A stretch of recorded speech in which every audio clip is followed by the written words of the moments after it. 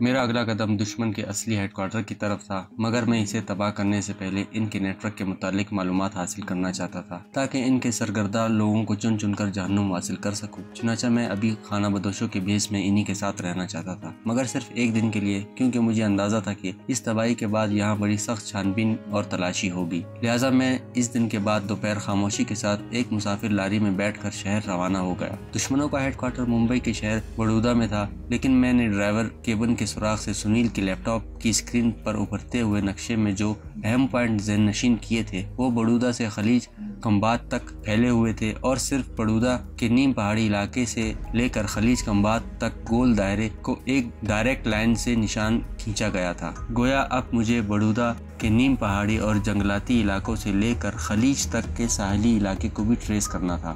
بہر طور میں شہر پہنچ کر ٹرمینل پر اترا اور یہاں سے پہلے دلی کو جانے والی ٹرین میں سوار ہو گیا۔ دلی اترنے کے بعد میں کوٹا ایکسپریس میں سوار ہو گیا۔ کوٹا قریباً 250 کلومیٹر کے فاصلے پر تھا۔ وہاں اتر کر رتلام میل میں سوار ہو گیا جو سیدھا بڑودہ جاتی تھی۔ بڑودہ کے بعد بھڑون چاہتا تھا، اس کے بعد خلیج کمبات تک ریل کا راستہ نہیں تھا، البتہ روڈ سواری مل سکتی تھی۔ میں رات 8 بجے کے قریب رتلام میل پر سوار ہو گیا تھا۔ میں نے دانستہ سیکنڈ کلاس کی ٹکٹ لی تھی۔ جس بوگی میں سوار ہوا وہاں مسافر کھچا کھچ بھرے ہوئے تھے۔ مجھے بیٹھنے کو سیٹ نہ مل سکی۔ سفر طویل تھا اور بڑودے کا اسٹیشن صبح 10 بجے تک متوقع تھا۔ بہر صورت میں بھی دوسرے بے ٹھکانہ مسافروں کی طرح بوگی کے فرش پر ہی بیٹھ گیا۔ ایک سابقہ آرمی آفیسر ہونے کی وجہ سے میں ان علاقوں سے اچھی طرح آگاہی رکھتا تھا۔ رتلام میل نے وسل دی اور پلیٹ فارم پر دھیرے دھیرے رینگنا شروع کر دیا۔ شکر تھا کہ موسم سرد نہ تھا، ورنہ تو میرے پاس سردی کے بچاؤ کے لیے کچھ بھی نہیں تھا۔ گرم چادر یا سویٹر تو ایک طرف، کوئی اونی مفلر بھی نہ تھا۔ لیکن جیسے ہی ٹرین راجستھان کے صحرائی علاقے سے نکلی تو ہلکی ہلکی ٹھنڈ کا اثر غالب آنے لگا، مگر میں نے اس کا توڑ یہ نکالا کہ فرش پر بیٹھے ہوئے مسافر کے ساتھ لگ کر بیٹھ گیا۔ ٹرین کے ساتھ بڑا عجیب مسئلہ محسوس ہو رہا تھا، کبھی تو وہ تیز دوڑنے لگ جاتی، کبھی بالکل ہی سست ہو جاتی، اتنی کہ بآسانی کوئی مسافر نیچے اتر کر پیشاب کر کے دوبارہ سوار ہو سکے۔ شاید یہ لوپ لائن تھی اس لیے، ورنہ تو مین لائن پر ایک دوسرے کے پیچھے تیز رفتار ٹرینیں دوڑتی رہتی تھی۔ اس لائن پر دوسری ٹرین کے آنے میں خاصا طویل وقفہ تھا، بلکہ پورے 12 گھنٹے کا وقفہ۔ میں سکڑا سمٹا بیٹھا سوچوں میں گم تھا۔ سلطان اور راجہ پٹیل کی ہلاکت اور پھر ان سے ریڈ فائل حاصل کر کے اسے ضائع کر دینے کے بعد اب سیتا پال سمیت اس کے آدمیوں اور مکان کو آگ اور بارود میں جھونک کر میں اپنے اس مشن میں 50% کامیابی حاصل کر چکا تھا اور دشمنوں کے لیے ایک خطرناک ہوا کی صورت اختیار کر چکا تھا۔ وہ اب یقیناً بھوکے اور خونخوار بھیڑیوں کی مانند اپنے دانت نکالے مجھے ڈھونڈتے پھر رہے ہوں گے۔ میرے لیے یہ خوشگوار تبدیلی تھی، کیونکہ میں اچھی طرح جانتا تھا کہ پاکستان میں ان کا نیٹ ورک تباہ کرنے اور پھر انہی کی سرحدوں میں داخل ہو کر ان کا ایک ذیلی ہیڈ کوارٹر بموں سے اڑانے کے بعد وطن دشمن کی اب ساری توجہ یقیناً میری طرف مبذول ہو چکی ہے۔ لہٰذا اب میں ان کو تگنی کا ناچ نچانے کا فیصلہ کر چکا تھا۔ ٹرین کئی چھوٹے چھوٹے اسٹیشنوں پر رک رہی تھی اور بعض اوقات اس کا اسٹاپ کسی اسٹیشن پر اتنا طویل ہو جاتا تھا کہ یوں محسوس ہونے لگتا تھا کہ جیسے ڈرائیور چلانا ہی بھول گیا ہو۔ مسافروں کا رش اب کم ہونے لگا تھا۔ اس کے بعد مجھے ایک الگ تھلگ سیٹ مل گئی۔ میں فوراً وہاں جا کر براجمان ہو گیا اور کھڑکی سے باہر تاریکی میں بے مقصد گھومنے لگا۔ ذرا دیر بعد ٹرین ایک اور اسٹیشن پر رکی تو میرے سامنے والی سیٹ سے بھی ایک مسافر نیچے اتر گیا۔ میں نے اپنی دونوں ٹانگیں سامنے والی خالی سیٹ پر پھیلا دی، مگر مجھے زیادہ آرام نصیب نہ ہو سکا۔ ایک مسافر سوار ہوا اور اس کے بعد ایک نوجوان جوڑا بھی سوار ہوا۔ لڑکی کی عمر بمشکل 18-20 سال کے درمیان رہی ہوگی، جبکہ لڑکا بھی زیادہ بڑا نہ تھا۔ دونوں مجھے پریشان اور حواس باختہ نظر آ رہے تھے۔ وہ جلدی سے دائیں جانب والی سیٹوں پر براجمان ہو گئے، جبکہ پہلا والا مسافر جو ایک کرخت صورت اور ادھیڑ عمر تھا وہ ان دونوں کو گھورتے ہوئے میرے سامنے والی سیٹ پر بیٹھ گیا۔ لیکن باوجود اس کے وہ گاہے بگاہے اس پریشان حال جوڑے کو گھورنے بھی لگتا تھا۔ کچھ ایسا محسوس ہوتا تھا کہ جیسے یہ ادھیڑ عمر کرخت صورت شخص ان کا تعاقب کرتا ہوا یہاں تک پہنچا ہو۔ وہ جوڑا بھی شاید اس ادھیڑ عمر سے خوفزدہ نظر آ رہا تھا۔ مجھے یوں لگا جیسے یہ لڑکا لڑکی کو بھگائی لیے جا رہا ہو۔ خیر میرا کیا ہے، میں اپنے خیالوں میں کھو گیا۔ دلو مجھے بالکل وشواس نہیں آ رہا تم اتنے بزدل بھی ہو سکتے ہو۔ اچانک لڑکی کی دبی آواز میرے کانوں سے ٹکرائی۔ وہ اپنے ساتھی لڑکے سے مخاطب تھی۔ اس نے شکوہ کن لہجے میں معصومیت سے کہا، اگر میں بزدل ہوتا تو تجھے بیچ مجدار نہ چھوڑ بھاگتا۔ لڑکے نے جواب دیا تو لڑکی نے سوجا ہوا منہ بناتے ہوئے کہا، تو اور کون سی بہادری والا کام کر رہا ہے میری طرح؟ میرے سامنے بیٹھا ہوا وہ کرخت صورت شخص بھی بغور ان دونوں کی گفتگو پر کان لگائے ہوئے تھا، جبکہ وہ دونوں لڑکا لڑکی اب گردوپیش سے بے خبر ہو کر آپس میں باتیں کر رہے تھے۔ تجھے اپنے ماں باپ کے پاس ہی چھوڑنے جا رہا ہوں، वापस जहाँ से तू भागी है। क्या ये बहादुरी वाला काम नहीं? लड़के ने कहा। जवान नारी एक बार अपने माता पिता का घर छोड़ दे तो दोबारा इसे कोई नहीं अपनाया करता। दिल्लू, मैं अब किस मुंह से अपने दुखी माता पिता का सामना करूंगी? तूने तो मेरी जिंदगी तबाह कर दी। मूर्ख, मैं क्या करूं? लड़की रो पड़ी। लड़का परेशान हो गया। तब मेरे सामने बैठे हुए करख सूरत शख्स ने खड़े होकर लड़के को मुखातिब किया और कहा, क्यों रे मूर्ख, एक जवान कंवारी कन्या को भगाए लिए जा रहा है। करूं तुझे पुलिस के हवाले? मुझे इसका यूं दखल देना बुरा लगा मगर मैं खामोश रहा। अलबत्ता लड़की जरूर परेशान हो गई थी मगर इसका साथी लड़का बिल्कुल खौफ ना हुआ, बल्कि वो उठ खड़ा हुआ और सीना तान कर इस करख सूरत वाले शख्स से तेज लहजे में बोला, कौन है तू हमारे मामले में बीच में बोलने वाला? बैठ जा खामोशी के साथ अपनी सीट पर। इसकी जवाबी कार्रवाई पर करख सूरत वाले शख्स को भी तैश आ गया। वो जारहाना अंदाज में इस लड़के की तरफ बढ़ा और आंखें निकालता हुआ दुरुस्त लहजे में इससे बोला, चोरी और सीना जोरी? अभी बताता हूँ तुझे कौन हूँ मैं। ए भैया रहने दो, मेरी किस्मत ही खोटी है जो इस बुजदिल के कहने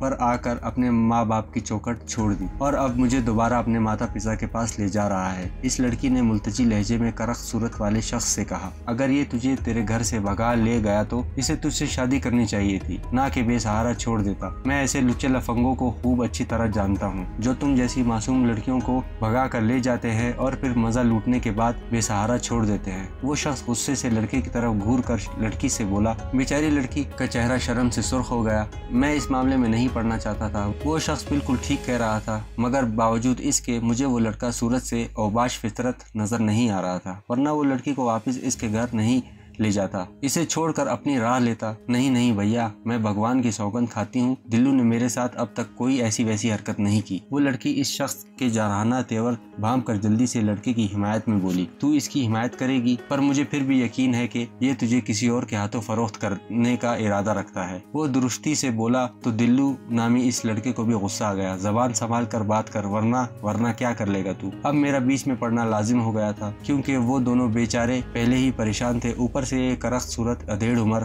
खुदाई फौजदार बनकर इन्हें मजीद परेशान करने पर तुला हुआ था। चुनाचा इससे पहले कि नौबत हाथापाई तक पहुंच जाती, मैं खड़ा हो गया। सबसे पहले इस करख सूरत वाले शख्स के कंधे पर हाथ रखते हुए नरमी से बोला, हैरो भाई, मैं इन्हें समझाने की कोशिश करता हूँ। ये कहकर मैंने इस दिल्लू नामी लड़के की तरफ देखा और बोला, तुम्हारा पूरा नाम क्या है? मेरा नाम दिल मुराद खान है। इसने बड़ी दिलेरी से अपना नाम बताया। मैं चौंक पड़ा, गोया ये मुसलमान लड़का था। फिर मैंने इस लड़की का नाम पूछा। पहले तो वो तरद्दुद करने लगी, फिर मुझे भाला मानस मानते हुए बोली, मेरा नाम उषा देवी है। क्या तुम हिंदू हो? मैं एक बार फिर चौंका। उसने इस्बात में सर हिला दिया। ओए मुसले, तूने हमारे हिंदू मजहब की लड़की के साथ खिलवाड़ करने की जुर्रत कैसे की? अब तो तुझे जिंदा जला डालूंगा। तू मुसलमान है? इस बार वो करख सूरत वाला शख्स जैसे गुस्से से फट पड़ा और लड़का दिल मुराद भी सीना तान कर कहने लगा, हाँ मैं मुसलमान हूँ। फिर तेरी ऐसी की तैसी।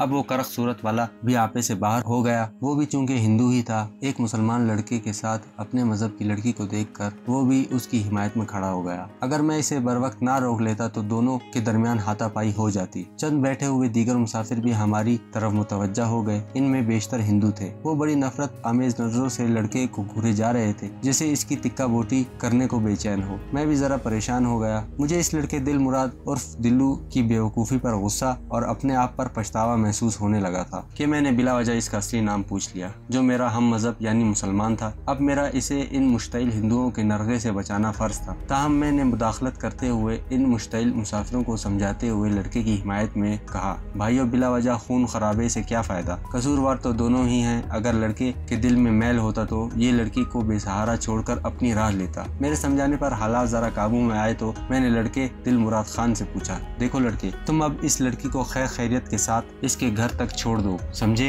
हाँ जनाब। इसलिए तो मैंने यही फैसला किया कि मैं खुद उषा देवी को इसके घर छोड़ने के बाद वापस लौट जाऊंगा। वापस तो अब तेरी लाश जाएगी मुसले। इस करख सूरत वाले ने भुन कर इसे गाली दी तो मुझे भी इस पर तैश आ गया। लेकिन ये मामला इतना नाजुक था कि उषा लाख गलती पर होती, तासुब पसंद हिंदू का नजला मुसलमान लड़के मुराद पर ही गिरता। वहाँ सब कट्टर हिंदू मौजूद थे। मुसलमानों की तादाद अगरचे थोड़ी थी मगर वो लड़के की मदद को दरमियान में कूद पड़े थे। बल्कि इनमें से एक मुसलमान ने तो दीदा दिलेरी के साथ सारे मुतासिब हिंदुओं को ललकार भी दिया था, खबरदार अगर किसी ने भी लड़के को गंदी आंख से देखा, लड़की का भी इसमें बराबर का कसूर है। तुम्हें सिर्फ मुसलमान लड़का ही कसूरवार नजर आ रहा है। मुसलमान मुसाफिर की एक ही ललकार ने वहाँ मौजूद सारे मुतासिब इंतहा पसंद हिंदुओं को खामोश करवा दिया। मगर चूंकि वो ज्यादा तादाद में थे इसलिए कुछ ज्यादा ही अकड़ रहे थे। वो लड़की की तरफ से जानिबदारी बरत रहे थे। मैं शशोपंज में मुब्तला था, मगर पीछे हटना भी मेरे बस में न था। मैंने एक बार फिर बीच बचाव की कोशिश की और बावाज़े बुलंद बोला, मेरा मशवरा है, लड़की को अब हम खुद इसके माँ बाप के घर छोड़ आते हैं और इस लड़के को जाने देते हैं। मामला यहीं ख़त्म हो जाएगा। अच्छा है, बिला वजह इस मसले को जितनी हवा देंगे ये बजाय हल होने के आग ही भड़काएगा और फसाद खड़ा होने का भी अंदेशा है। और फिर सबसे बड़ी बात यह है कि जितना भी इस मसले को उछाला जाएगा, लड़की और लड़की के माँ बाप की बदनामी भी होगी। तू भी जरूर मुसला है जो लड़के की हिमायत कर रहा है, एक शरपसंद हिंदू ने चीख कर कहा। तो मैंने भी कहा, हाँ मैं बेशक मुसलमान हूँ, मगर मैं लड़के की हिमायत नहीं कर रहा, दरमियान का रास्ता बता रहा हूँ ताकि फसाद खड़ा ना हो। मेरी बात पर वो करक सूरत वाला फड्डेबाज हिंदू शख्स अब मुझ पर आंखें निकालता हुआ नफरत अंगेज लहजे में बोला, तुम अपनी बकवास बंद करो। हम लड़के को पुलिस के हवाले करेंगे और लड़की को भी मैं खुद अपने साथ ले जाऊंगा इसके माता पिता के घर। चलो लोगों, आगे बढ़ो और पकड़ो इस मुसले को। इसने हमारी गैरत को ललकारा है। वो खबीज आखिर में अपने हम मजहब हिंदुओं से बोला तो मुझे भी तैश आ गया और मैं भी चंद मुसलमानों पर मुश्तमिल टोले के साथ जा शामिल हुआ और लड़के दिल मुराद के सामने ढाल बनकर खड़ा हो गया और फिर खौफनाक अंदाज में बोला, खबरदार किसी ने अगर लड़के को हाथ भी लगाया तो मैं खून की नदियां बहा दूंगा। मेरी ललकार ने इन बुज़दिलों के टोले पर हैबत तारी कर दी। वो हिचड़ मिचड़ करने लगे, मगर वो करख सूरत फसादी हिंदू मेरी तरफ जारहाना अंदाज में घूसा ताने बढ़ा तो मैंने फुर्ती के साथ एक लात इसके सीने पर रसीद कर दी। वो लड़खड़ाता हुआ अपने हिंदू साथियों के टोलों से जा टकराया। फिर वो सब बैक वक्त हम पर लपक पड़े। लड़की मारे खौफ के चीखने चिल्लाने लगी, मगर मुट्ठी भर मुसलमानों ने शरपसंद हिंदुओं के टोले की खूब दुर्गत बना डाली। मैंने खुद इस करख सूरत वाले फसादी हिंदू को जी भर कर मार लगाई जिसने इस फसाद को हवा दी थी। साथ ही मैंने मजीद 4-5 हिंदुओं की भी मार लगा दी। ये लोग मार खाने के बाद हाँफते कांपते अपनी अपनी सीटों पर जा दुबके और आपस में लगे खुसर फुसर करने। मैं समझ गया कि ये लोग बोझ रखने वाली कौम है, आगे चलकर हमारे लिए मुश्किल खड़ी कर सकते हैं। लिहाजा मैंने लड़के दिल मुराद से पूछा। इसने बताया अगला स्टेशन इसके गांव प्रणामगढ़ का है। मैंने इसे वहीं उतरने का कहा। अगला स्टेशन आया तो मार खाए जख्मी सांप की मिसाल सारे हिंदू चीखते चिल्लाते हुए बोगी से उतरकर प्लेटफार्म पर जमा हो गए और ट्रेन पर मौजूद अपने दीगर हिंदू साथियों को भी चीख चीख कर उतरने का कहा। सूरत-ए-हाल नाजुक हो चुकी थी। उन बुज़दिलों के आड़े आना अब दानिशमंदी नहीं थी। मैंने वहां चंद गिनती के मुसलमानों को बोगी की दूसरी तरफ उतार कर खिसक जाने को कहा और फिर खुद भी छुपता छुपाता लड़के दिल मुराद खान लड़की उषा देवी को लेकर दूसरी तरफ तारीकी में उतर गया। चश्मेज़द में हम प्लेटफार्म से दूर जा चुके थे। प्रणामगढ़ ज्यादा बड़ा गांव नहीं था। चंद कदम चले थे कि जंगल शुरू हो गया। यूं भी भारत के बेशतर इलाके घने जंगलात और पहाड़ियों पर मुश्तमिल है। हम तीनों एक जगह दुबक कर बैठ गए। दूर इंजन की विसल उभरी प्लेटफार्म की बीमार सी रोशनियां दिखाई दे रही थी। ट्रेन ने रेंगना शुरू कर दिया। अच्छी तरह तसल्ली करने के बाद मैंने इन दोनों बेवकूफ लड़के को गुस्से से डांटते हुए कहा, तुम दोनों अगर घर से भागे ही थे तो भला ट्रेन के झंझट में पड़ने की क्या जरूरत थी। ये तो शुक्र हुआ कि कोई बड़ा फसाद खड़ा होते होते रह गया। फिर मैंने लड़के दिल मुराद से कहा, और तुम ये क्या बेवकूफ़ी कर रहे हो लड़की को घर छोड़ने की। अगर इतने ही बुज़दिल थे तो इस बेचारी को क्यों घर से भागने पर मजबूर किया था। दिल मुराद बोला, भाई जी मैं उषा से बहुत मोहब्बत करता हूँ। हम दोनों ही एक दूसरे को बहुत चाहते हैं। इसकी अपनी मर्जी भी तो शामिल थी भागने में। क्या तुम दोनों ये बात नहीं जानते कि तुम दोनों अलग अलग मजहब के हो, अलग अलग घराने के हो। इस बार उषा बोली, भैया प्रेम प्यार ना जात पूछे ना मजहब, हम मजबूर थे। वो रोने लगी। मैंने इसे चुप कराया। फिर दिल मुराद से बोला, देखो अगर